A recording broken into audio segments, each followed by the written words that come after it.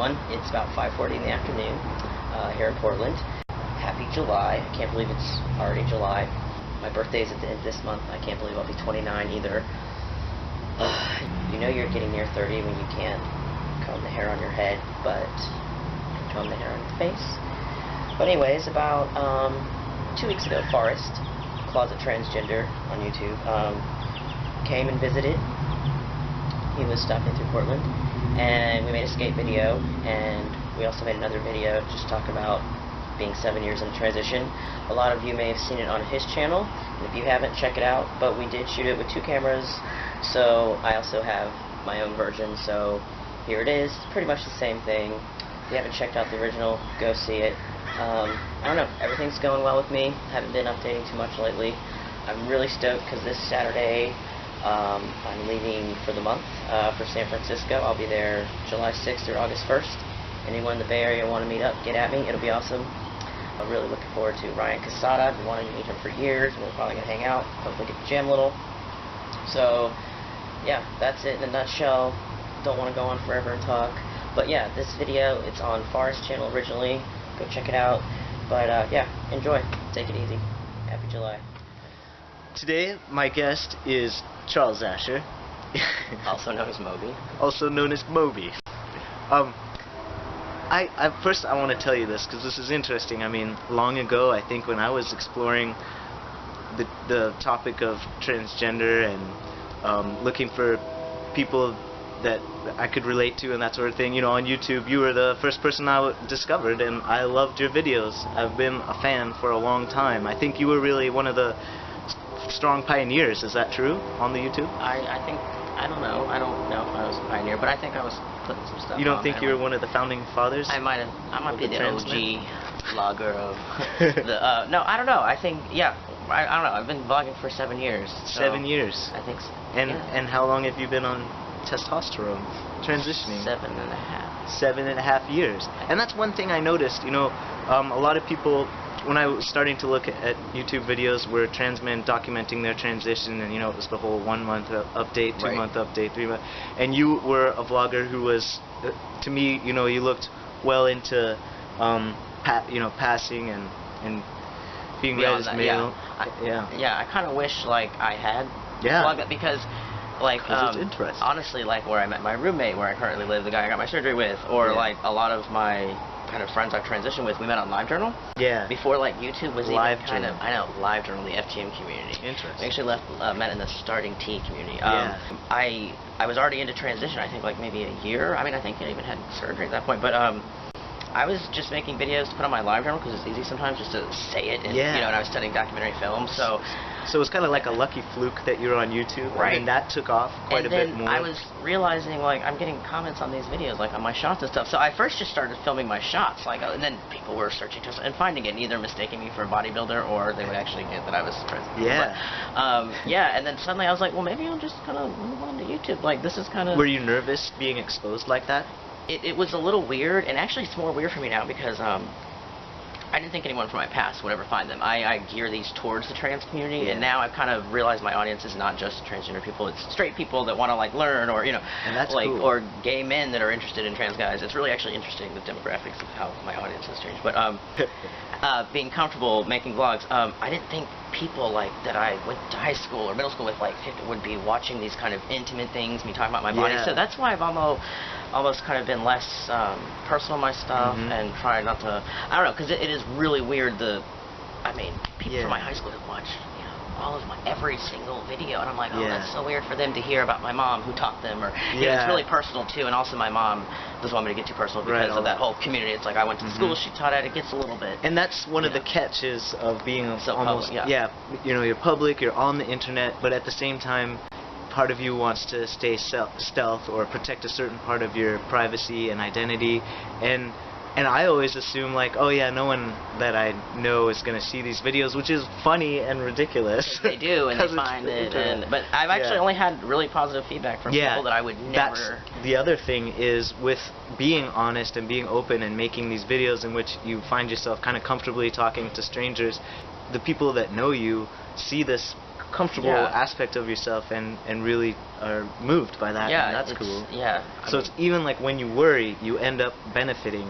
Right, like the things that they say, I'm like, oh, I'm so embarrassed. But then I'm like, you know, they were cool and it was awesome. And I've actually connected with more people, like people that I never talked to in high school that maybe had like a math class with. They wrote me messages like, oh my gosh, I saw your videos. It's awesome. It's like, this is cool. I have a new friend out of it. You know, like I used to think like, oh my God, these people are going to freak out. I'm never going to be able to tell my parents, you know, I'm going to have to move far away. And they're fine. And I think you mentioned in a video, like, reactions generally, like, aren't as bad all the time as we think they're going to be. Like, oh my God, coming out to people.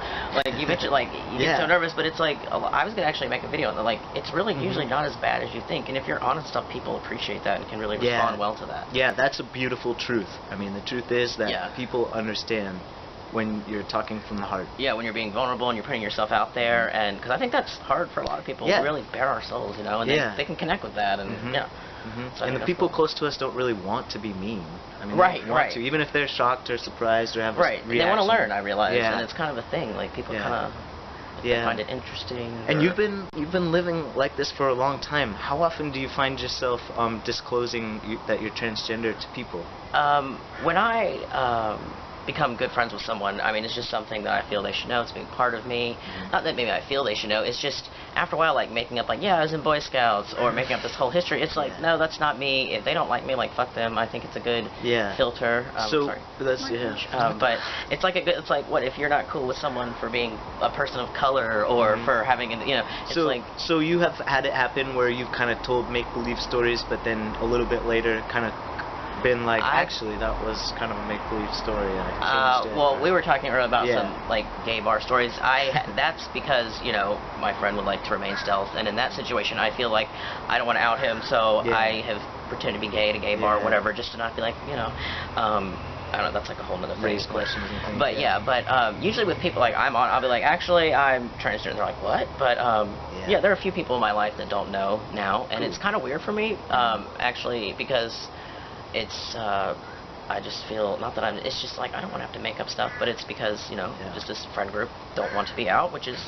I have to respect that, and I'm comfortable with it. I don't have to shout it to everyone, but I mean, if you're going to know me, it's a big part of my life. And there's that question of to tell and not to tell, and it's just easier when the truth is out there. Right, like when I was dating a girl and her parents didn't know, you know, they asked like, you know, were you in Boy Scouts, Charlie? And I said, yes, I was a scout. Like I don't, and I didn't proceed to, like, I don't make up stories. That's good. You know, like sometimes there's a time when you don't need to out yourself, and you can be like, yeah, I was a scout. You know, like, oh, I was a Girl Scout. You know, because it feels weird to lie.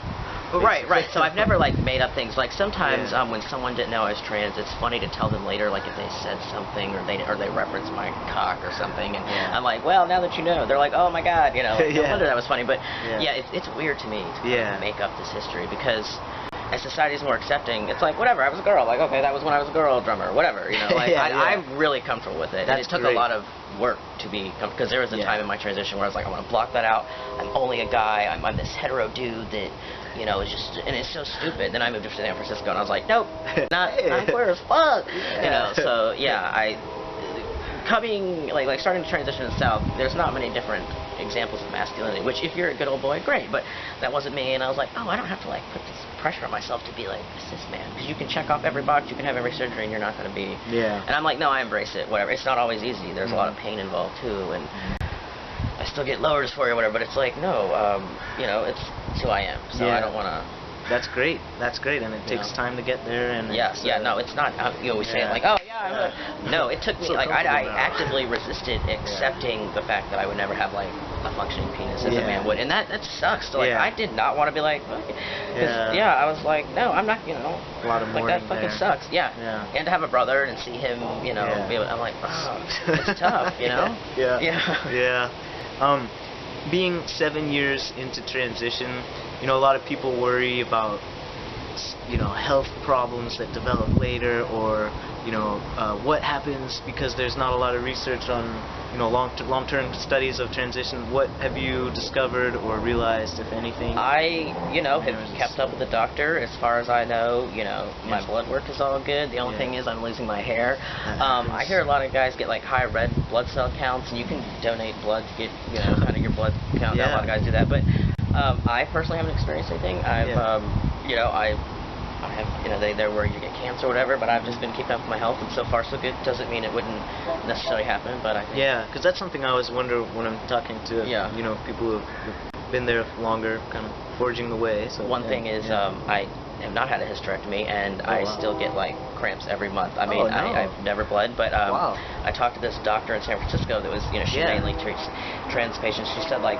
10% of FMs do that, and I thought, I don't know where you got this 10%, but it's especially interesting, like when I was, living with girlfriends, like I knew when they'd have their period because we'd cycle at the same time, and I'm starting to get on one of my roommate cycles, and she's like, it's so interesting because you cramp and don't bleed. So that's one thing, and I'm like, I'd like a histo because I don't want this to be happening. That sounds like a good idea. Yeah, if I could. Yeah. How interesting. Yeah, I wonder who else is out of the. Is there more of the 10% out there? Right. I'm like, I don't know where you got that number, but it's good to know that I'm not alone. That's a really good piece of information. So I'm definitely gonna put that on the video. But all right. Well, thank you so much for letting me meet you in person, and this is like a extremely special time. Well, I mean, I really enjoy your videos as well because I'm like, I like how it's not just like 7 months. I like what you talk about because there's so much more than going on in the physical. When I was watching your videos, many years ago, and I was even not sure if I was gonna transition using hormones. Right. I had this fantasy that I wanted to make a video with you where I like wrestle you down and be like, am I man enough? You want to wrestle me down? Yeah, that's what I want. Okay. All right.